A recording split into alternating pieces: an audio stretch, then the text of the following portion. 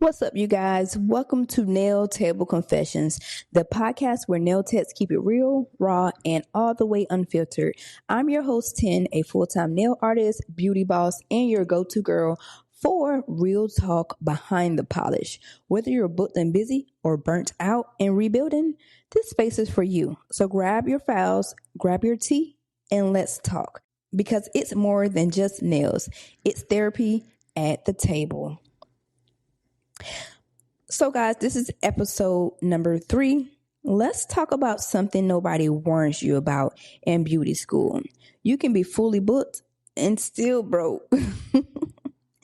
You're working 10-hour days, back-to-back clients, sore hands, tired feet, and yet your bank account doesn't reflect your hustle. Today we're breaking down what's really behind that. Booked and broke. Just because your calendar is full doesn't mean your wallet is. Let's look at the truth. Are you undercharging out of fear of comparison? Are you discounting services to stay competitive? Or are you including too much for too little? Now, I know this can be really tricky because we all want to stay in a affordable range when it comes down to pricing our services. But being busy should not cost you your health or your pockets. We need to get paid for the value, the skills, and most of all, the time we are pouring in to these bomb ass sets. Price your piece. Raising your prices isn't about greed. It's about respect, respecting your work, your body, your bills, and your boundaries. Here's how to start. Audit your services and eliminate what doesn't serve you. Add value instead of cutting prices. What that means is, for me, this is what I do. When my clients come in and get a manicure, I like to add a sugar scrub at the end of the service. And most of my clients like warm towels. This is something that is free. I give to them. This is nothing that I charge. This is something that I want them to have. And with that, they greatly appreciate it. It shows that I am willing to give them something in return. And the price that they are paying is well worth it. Because I can very well be charging for a sugar scrub and warm towels. But I don't. I choose not to. That's my preference. You find something in your business to where you can do something similar. I use systems to track what services actually make the most money. I use Fresha. Now, Fresha is an app where you can have your clients book their services, and you're able to keep up with the money flow and all of the analytics that have to do with the business. This is a great tool to have. So if you have something like Jeans Gloss or Bagaro or Fresha, it's a couple of more out there that I haven't named, but these are all similar. You want to charge based on your experience and energy, not what someone else charge. Now, with that being said, if you are a nail tech, and let's just use a manicure, for example. If you are a nail tech and you just got out of school, 9 times out of 10, you don't have that much experience, right? So you could not come out here expecting people to pay $60 for a manicure. Now, I don't even charge that much, and I've been in the game for 10 years. Now, you do what you want to do, but this is something that you really have to look at. You want to make sure that your skill level matches the prices of your services. So with me being 10 years in the game, can you guys guess how much I charge for a manicure? Just a simple guess. So right now for a gel manicure, I am charging $45. And this comes with, the manicure, the gel polish. I also include that sugar scrub at the end and a warm towel. All right. And if you guys know anything about Atlanta, I am on the south side of Atlanta. Now, some people may say that is a lot of money, But this also depends on your client, your clientele, and what kind of jobs they work. So different people think different things about different prices. So you're never going to be able to, you're never really going to be able to satisfy everyone, but you have to come to a mutual ground to where it makes sense for you and what you're doing, and also to the client. So definitely make sure you charge based on your experience. You don't need to justify your prices. You need to stand on them. Okay. And that I am saying strongly, because if someone comes in and asks you, why are you charging $45 for a manicure and you are new or whatever, you don't have to tell them. You don't have to tell them jack squat, nothing.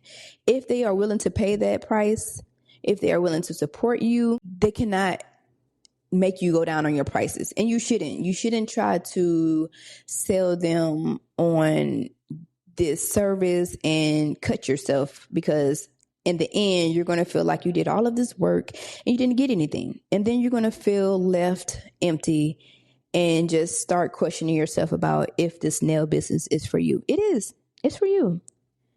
It's for you. That's why I'm saying stand on your prices once you have come up with a decent price for your services. A smart business isn't just booked, it's balanced. Here are a few shifts to make. You want to set limits. So cap how many clients you take per week. And if you really want to get down and dirty, you want to cap on each day. Kind of make a estimate about how much you want to see in the week and go for it. Get those books filled. Introduce add-ons or passive products like press-ons, maybe cuticle oil, DIY kits. Actually, I have dibbled and dabbled in the press-ons. I just figured it wasn't for me. It was really time consuming, and I just enjoyed working on clients versus the press-ons. It's just boring to me. I like to conversate with my clients and really have a relationship with them.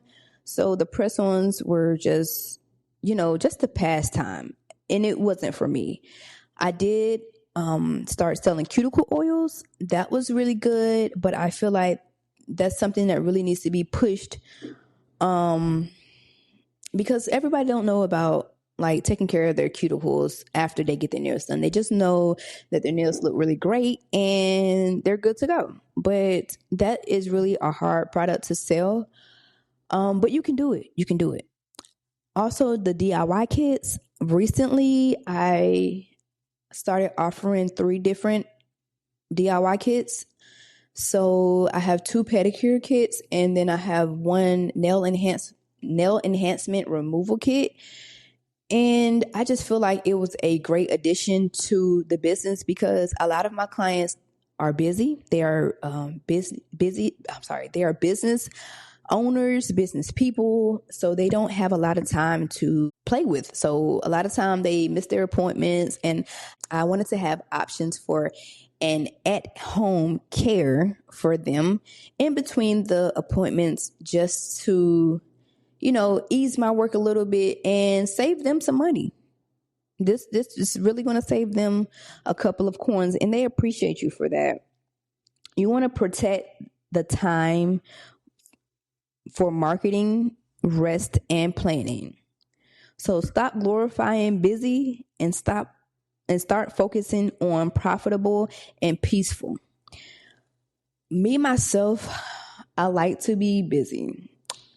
And what I mean by that is, when I have a full day of clients, I rarely take a break, a lunch break at that. I'm really guilty for that. I shouldn't be doing that, but I just like to keep my day rolling so that I don't have too much downtime, because when I do, I always find other stuff to do. And then once my client is ready to come in, I'm always upset, because I'm like, I started this project and I really want to finish, but they're here and I have to do this. I have to stop. And it's really hard for me to pick it back up. So whatever I start, I like to finish. So I'm really guilty at that. So I have to start like taking mini breaks. Like I would say if you want to go a full day just rolling through your clients, I would try and put like about 20 minutes in between, like the buffering time in between your clients so that you can have that time to breathe, maybe, clean up and get ready for the setup for the next client. This is really going to help you and take your mind off of you being booked and busy. You're still going to feel like you're busy, but it's not going to be like rushed busy. So this is still good. And of course, guys, I have an affirmation for you all. So if you could repeat after me or just simply write it down in your notebook. Here we go. I deserve to be paid well for my time and my talent.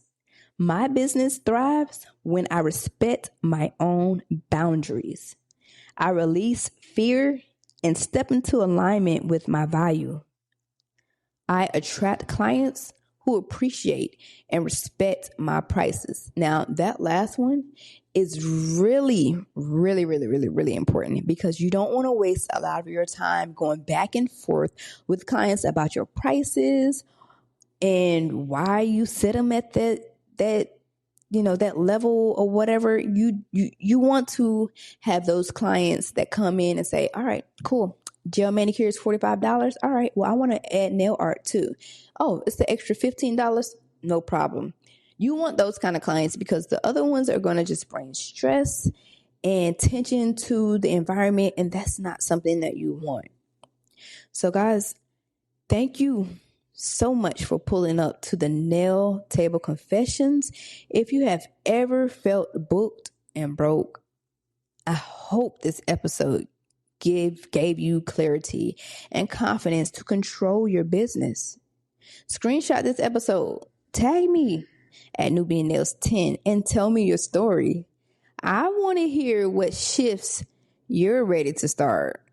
Until next time, protect your peace, charge your worth, and keep showing up nail by nail. Until next time, you guys, it's your girl 10. See you next time.